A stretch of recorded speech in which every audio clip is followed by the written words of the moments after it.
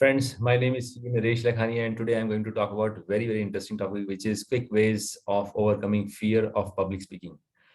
And public speaking, we all know, scares many people. बहुत सारे लोग हैं, ऑलमोस्ट 75% लोग जो हैं वो पब्लिक स्पीकिंग में घबरा जाते हैं और उनको टेंशन हो जाती है।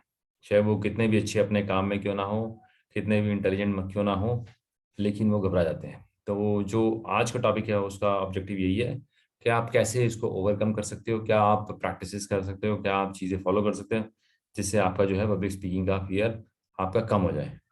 तो सबसे मैं पहले बोलूँगा कि देखो, जब बच्चा पैदा होता है तो उसको कोई फियर नहीं होता। पब्लिक स्पीकिंग का तो बिल्कुल भी फियर नहीं होता। आज आप बड़े हो गए हैं, आपको हो सकता है फियर हो, आप वो 75% लोगों में से हो जिनको फियर है। लेकिन जब बच्चा पैदा होता है तो उसको बिल्कुल फियर नहीं होता, और किसी को भी नहीं होता। मैं उसका एग्जाम्पल लेता हूँ। जब बच्चा पैदा होता है तो वो रोता है, उसको भूख लगती है, क्योंकि वो शर्माता नहीं है। वो कहीं भी बैठा था, 50 बंदों के अंदर बैठा होता है, वो शोर मचा देता है और सबको समझ आ जाता है जी बच्चा भूखा है, बच्चा बीमार है, बच्चा अपने सिग्नल दे रहा है। तो इमीडिएटली जो है उसकी माँ उसको दूध दे देती है। तो उसका तरीका है बोलने का। अगला फियर फिर होता है जी हमारा कॉकरोचेस का या लिजर्ड का। फिर हम बड़े हो जाते हैं, थोड़े थोड़े हमारे फियर, हमारे सोशल नॉर्म्स हमारे में डाले जाते हैं। ये ठीक नहीं है, वो ठीक नहीं है, ऐसा नहीं करना है, थोड़ा कम स्माइल करना है, थोड़ा कम हंसना है, थोड़ा ऐसे चलना है, थोड़ा ऐसे करना है, साफ सुथरे कपड़े पहनने हैं। और कहीं ना कहीं हमारे दिमाग में वो जो सोशल नॉर्म्स है ना, वो कहीं ना कहीं हमारे दिमाग में हेजिटेशन और एक घबराहट सी डाल देते हैं। वही जो है स्टेज पे आपके फियर चला जाता है। मेरे अपने एक्सपीरियंस से मेरा अपना फियर जो था, पहले थोड़ा सा कॉकरोचों से था, फिर कोई बात नहीं, 2 4 5 मार दिए मैंने, ठीक हो गया। लगा कि नहीं यार, मैं उससे ज़्यादा पावरफुल हूँ। सिमिलरली छिपकलियाँ, लिजर्ड्स का था, उनको भी 5 7 को मैं जो है मैंने ठिकाने लगा दिया। वो फियर भी मेरा खत्म हो गया। मुझे लगा कि हाँ भाई ठीक है यार, मैं स्ट्रांग हूँ, कोई प्रॉब्लम नहीं है। बट पब्लिक स्पीकिंग बोलो या क्लासरूम का जो फियर था बोलने का, वो बड़ा ज़बरदस्त था। मैं बहुत ही पुअर और बहुत ही घटिया स्टूडेंट होता था, क्लास का सबसे पीछे पीछे वालों में से। और जब बोलने की बारी आती थी क्लास में तो बस नर्वसनेस, टेंशन हो जाती थी, घबराहट शुरू हो जाती थी कि अब मेरी बारी आएगी। हमारे क्लास में जो है साइंस की टीचर एक एक पैराग्राफ पढ़ाता था हर बच्चे को खड़ा करके। तो मैं गिनना शुरू कर देता, 15 बच्चों आगे से मैं गिनना शुरू कर देता कि मेरा कौन सा पैराग्राफ आएगा। मैं बिल्कुल नर्वस हो जाता था। क्लास में सब कुछ छोड़ के मैं अपने 15वें पैराग्राफ, जो मुझे लगता था कि हाँ भाई ये वाला 15 पैराग्राफ मेरा होगा, उसको पढ़ना शुरू कर देता। क्लास के ऊपर कोई फोकस नहीं था, कुछ नहीं होता था। और उसके बाद भी जब खड़ा होकर बोलता था तो बिल्कुल, जिसको बोलते हैं, फटी हुई और बुरी हालत में होता था।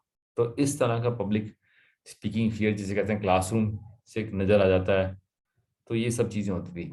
लेकिन इसके लिए जो है मेहनत करनी पड़ती है, हार्डवर्क करना पड़ता है।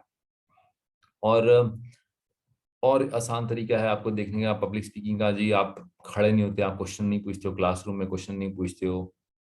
आप को अपॉर्चुनिटी मिलती है आपको स्कूल में काम करने का, आपको प्रोजेक्ट में काम करने का, क्लासरूम में प्रोजेक्ट काम करने में मिलता है, लेकिन आप घबरा जाते हो।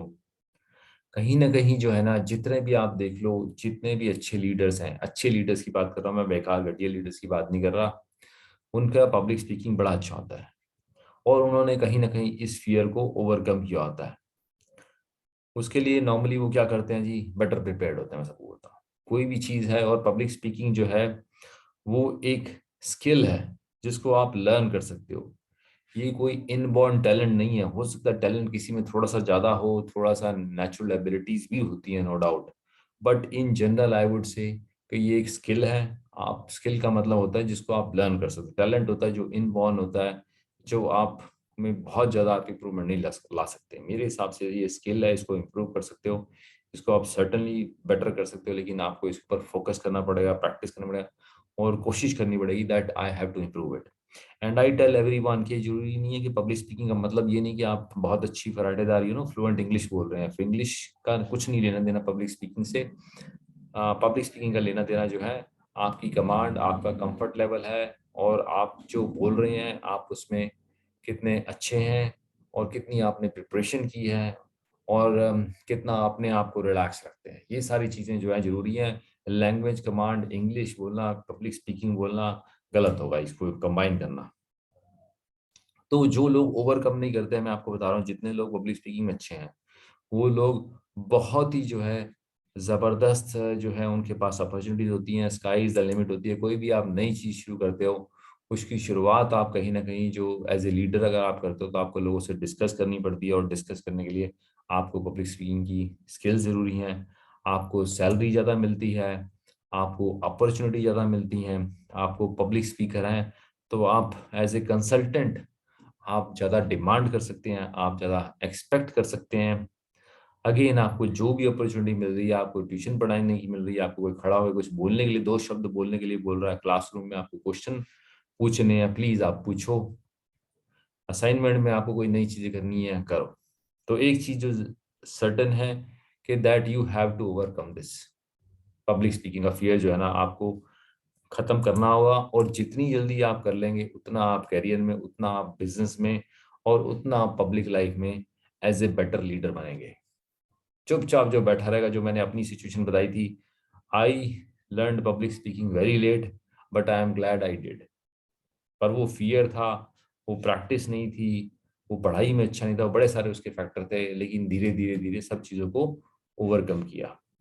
अब उसके कई रीज़न हो सकते हैं कि आप स्पीच में क्यों अच्छे हो, क्योंकि आपने कभी ट्राई किया, आप अच्छी तरह से नहीं बोल पाए, वो टॉपिक कुछ ऐसा था, और उसके बाद आप घबराना शुरू हो गए। अगेन आपको लगता है कि आप में नेचुरल एबिलिटी नहीं है, ऐसा कुछ नहीं है। नेचुरल एबिलिटी का इसमें कोई कंसेप्ट नहीं है। आपको at the end of the day आपको प्रिपेयर करना पड़ेगा और हार्ड वर्क करना पड़ेगा। और सबसे ज़्यादा जो इम्पोर्टेंट है कि जो भी आप बोलो सच बोलो। सच बोलोगे तो आपको याद भी रहेगा, आपके लिए ईजी भी रहेगा, इसमें कोई ज़्यादा डिफिकल्टी आपको नहीं होगी। Julia Roberts, very well known American actress, academy award winner जिसको बोलते हैं, सब तरीके के उसको अवार्ड मिले हुए हैं, बड़ी अच्छी सक्सेसफुल परफॉर्मर और एक्ट्रेस है। उसको भी पब्लिक स्पीकिंग कहती थी, बहुत घबराहट रहती थी। लोगों को तो, कईयों को तो ये होता है नींद आनी बंद हो जाती है। मैं बड़े सारे लोग जानता हूँ, मैं अपना पर्सनल एक्सपीरियंस बताता हूँ। बहुत बार ऐसा होता था, मुझे टॉपिक में मिल जाता था, अब उसकी तैयारी के अंदर सोच सोच के यार पता नहीं ठीक होगा कि नहीं होगा, अपने ऊपर ही भरोसा नहीं होता था। तो जूलिया रॉबर्ट ने भी सिमिलर एक्सपीरियंस जो है शेयर किया अपनी पब्लिक स्पीकिंग, या जब वो शुरू शुरू में उसने कोशिश की। अब मैं फटाफट आपके साथ कुछ टिप्स शेयर करूंगा कि अगर आपको कॉन्फिडेंस नहीं है तो आपको उसको इम्प्रूव करने के लिए कैसे करना है। सबसे पहले जो है छोटी, जो कहते हैं शॉर्टर स्पीचेस से आप स्टार्ट करो। थोड़ा बहुत अपना स्कूल कॉलेज से स्टार्ट करो, अपने चार दोस्तों के बीच में बोलो। मैं अगेन बोला कि अगर आपको कुछ नहीं आता तो आप क्वेश्चन पूछ लो क्लासरूम में, कहीं ना कहीं आप कंफर्टेबल फील करोगे। ठीक है जी। आप ट्यूशन पढ़ाना शुरू कर दो, आप कम्युनिटी के अंदर लोगों को हेल्प करना शुरू कर दो, लोगों से बात करना शुरू कर दो, कहीं कम्युनिटी प्लेसेस में जाते हो, हेजिटेट मत करो। जो भी आपको अपॉर्चुनिटी मिलती है आप ग्रैब कर लो। मेरे को फर्स्ट अपॉर्चुनिटी तब मिली थी जब मैं कहीं कोई session institute of chartered accountant का अटेंड करने गया था, और जो बहुत बड़े स्पीकर थे वो किसी कारण से आ नहीं पाए थे। तो उसी के अंदर से जो ऑर्गेनाइजर्स थे उन्होंने बोला कि इनमें आप में से कोई बंदे के पास कोई स्पीच है, कोई टेक्निकल टॉपिक या अकाउंटिंग टॉपिक या टैक्स का टॉपिक है, तो उसके ऊपर प्लीज़ आप आके बोल दो। एक डेढ़ घंटा जो है, जो पब्लिक स्पीकर था, very well known renowned, he could not come because of one और अनदर रीजन। मैंने वो अपॉर्चुनिटी ग्रैब की। मैं अपने ऑफिस के अंदर कई बार सेशंस लेता था, कई बार लोगों को टीच करता था। मैंने इमीडिएटली उसको ग्रैब किया, मैंने बोला मैं करूंगा। मेरे पास एक सेशन पड़ा हुआ था, मेरे पास एक ईमेल में पीपीटी पड़ी थी इंडियस या आईएफआरएस के ऊपर, इंट्रोडक्शन के ऊपर, मैंने उसको बोल दिया। और जब मैं नीचे उतरा तो मैं एक फुल फ्लेज पब्लिक स्पीकर बन चुका था।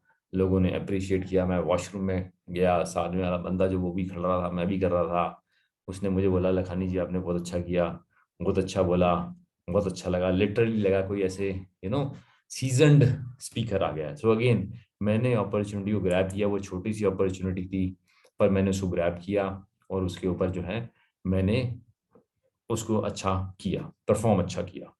अब टॉपिक को, आपका जो टॉपिक है उसके ऊपर आपको अच्छा ज्ञान होना पड़ेगा। पहले उसको लिख लो, उसको फिर बोलो, बोलने की कोशिश करो, प्रैक्टिस करो स्पीच करने की। उसके बाद जो है उसके ऊपर थोड़ा सा प्रिपेयर करो, प्रेजेंटेशन बनाओ, स्लाइड्स बनाओ, बुलेट पॉइंट्स बनाओ। किसी को पूरी स्पीच याद नहीं होती है। अगर आपको लगता है कि मोदी को सारी स्पीच याद होती है, उनके पास भी टेक्नोलॉजी के हिसाब से उनके पास सामने लिखा हुआ आ जाता है। कुछ ना कुछ सब लोग देखते हैं, अच्छे पब्लिक स्पीकर जो हैं, कितना भी हो, कोई भी एक डेढ़ घंटे की स्पीच पूरी नहीं हो सकता। 10 मिनट की हो सकता है, कोई बोल सकता हो सकता है किसी के पास कोई करोड़ों में से एक हो, बट मोस्टली जो है कहीं ना कहीं आपको बुलेट पॉइंट्स जो है ना आपको चाहिए ही होते हैं। तो आप सबसे पहले जो है टॉपिक को भी आप अच्छी तरह से तैयार करो।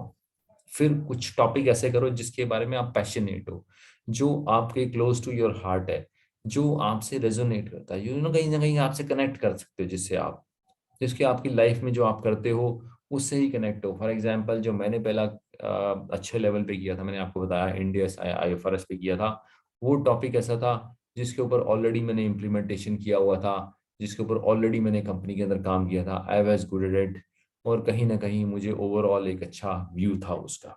तो कहीं ना कहीं एक ईज कंफर्ट होने के लिए आपको वही काम करना पड़ेगा जिसमें आप अच्छे हो। अगर आप अच्छे नहीं हो उस टॉपिक में, आपके लिए नेचुरली अच्छा नहीं है, तो कम से कम एटलीस्ट शुरू शुरू में तो आप कोशिश बिल्कुल मत करो। उसके बाद है जी कि अच्छा टूल्स और टेम्पलेट्स, आजकल बहुत अच्छी अच्छी टूल्स टेम्पलेट्स ऑनलाइन मिल जाती है। बहुत सारे ऐसी ऑनलाइन मटेरियल आपको मिल जाता है जो बना बनाया काफ़ी हद तक 70-80% आपको रेडीमेड मटेरियल कर मिल जाएगा। उसके अंदर आप टेलर मेड कर लो अपनी ऑडियंस के हिसाब से, अपने सिचुएशन के हिसाब से, अपने जो एक्सपर्ट लेवल है उसके हिसाब से, और अपने एग्जाम्पल डाल के आप जो है उसके अंदर मोर और लेस आप उसके अंदर काम कर सकते हो। अगेन प्रैक्टिस करो स्पीच के अंदर, जितनी प्रैक्टिस आप कर सकते हो। आप नॉविस हो, आपको लगता है मेरे को आता नहीं है, बट अपने ऊपर बहुत हार्ड मत हो। ये मत सोचो कि मैं वहां जाऊंगा एकदम फराटेदार परफेक्ट स्पीच दूंगा, चारों तरफ तालियां बज रही होंगी। आपको 10 बंदे के बीच में भी अगर आपको मिलता है पब्लिक स्पीच की अपॉर्चुनिटी और आप प्रैक्टिस करके जाते हो, तो दैट इज सफिशिएंट। और अगेन अपने पे बहुत ज्यादा हार्ड मत हो कि यार मैंने वो 2 वर्ड गलत बोल दिए, 2 वर्ड सही नहीं बोले, बेटर बोल सकता था। कई बारी ऐसा होता है कि कोई नोटिस भी नहीं करता कि आपने कोई छोटी मोटी गलती की है। कोई वहां पे कोई जो एग्जामिनर नहीं बैठा हुआ जो आपको चेक कर रहा है और मार्क्स देगा। बस आपको कॉन्फिडेंट होना चाहिए, आपकी ब्रीदिंग जो है अपना नॉर्मल करते रहो, पब्लिक की आंखों में आंखें डाल के देखो, कोई घबराने की जरूरत नहीं है। उसके बाद है दूसरों को देखो, जब आप दे रहे हो तो और जो स्पीकर्स हैं अगर आप देने जा रहे हो तो थोड़ा सा देख लो कि दूसरे जो अच्छे स्पीकर्स हैं वो कैसे बात करते हैं, उनका क्या स्टाइल है। मैं नहीं कह रहा स्टाइल आपका अपना ही होना चाहिए, लेकिन कितनी स्पीड से नॉर्मली बोलना चाहिए, कितना एनर्जी लेवल होना चाहिए, और टॉपिक्स में क्या क्या एलिमेंट्स होने चाहिए, वो सब चीज़ें आप थोड़ा बहुत आइडिया ले सकते हो अच्छे स्पीकर से।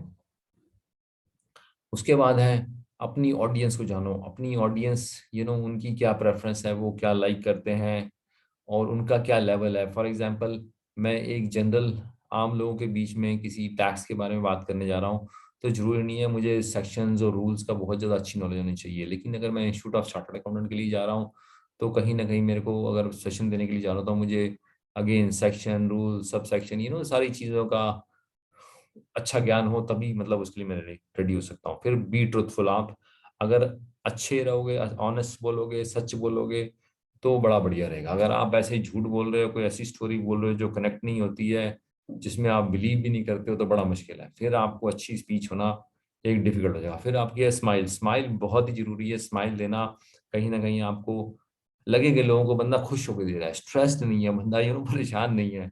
इस तरह से मतलब आप करो कि बस लगे कि बस एक चेहरे पे एक रौनक है आपके। अगेन एक्सरसाइज जरूर करो आप, अगर स्पेशली आप कॉन्फिडेंट नहीं हो। तो अब मैं फाइनली फटाफट कंक्लूड करूंगा। एक तो जो भी आप लैंग्वेज बोल रहे हो उसमें आप कंफर्टेबल हो, सिंपल लैंग्वेज यूज करो, बहुत कोई मुश्किल लैंग्वेज यूज मत करो। कोई बहुत बार मैं बोलता हूँ कि शशि थरूर टाइप की लैंग्वेज आपको करने की यूज, या शेक्सपियर की लैंग्वेज आपको यूज करने की कोई जरूरत नहीं है, क्योंकि लोगों को समझ नहीं आएंगे, लोग आपके टॉपिक से भी डिस्कनेक्ट हो जाएंगे और आपको भी पसंद नहीं करेंगे, और आप पता चलेगा वो फोन के ऊपर देख रहे हैं। टॉपिक के ऊपर जो है आप वेल प्रिपेयर्ड हो जाओ, कहीं ना कहीं छोटी छोटी स्टोरीज बीच में एग्जाम्पल जरूर डालो, प्रैक्टिस जरूर करो, ऐसे टॉपिक को पिक करो जिसमें आप कंफर्टेबल हो, और थोड़ा ब्रीथ करते रहो। वो ऐसा घबराने की जरूरत नहीं है कि मेरे को एक सांस में ही सब कुछ करना है। और अपनी ऑडियंस को आप जानो, और होपफुली तभी आप अच्छा कर पाओगे। और कोई ऐसी कोई डिफिकल्ट चीज़ नहीं, मैंने आपको पहले ही बोला था, लास्ट में फिर बोल रहा हूँ कि ये एक स्किल है। ये कोई जो है जन्मजात वाली जो इनबॉर्न एबिलिटी नहीं है, जो आप बंदा सीख नहीं सकता। मैंने खुद सीखी है, आई एम श्योर आप भी सीख जाओगे, एक दिन अच्छा करोगे। हो सकता है आप ऑलरेडी मेरे से बेटर कर रहे हो। Thank you, bye bye, and will meet again on some another topic. Thank you, good day.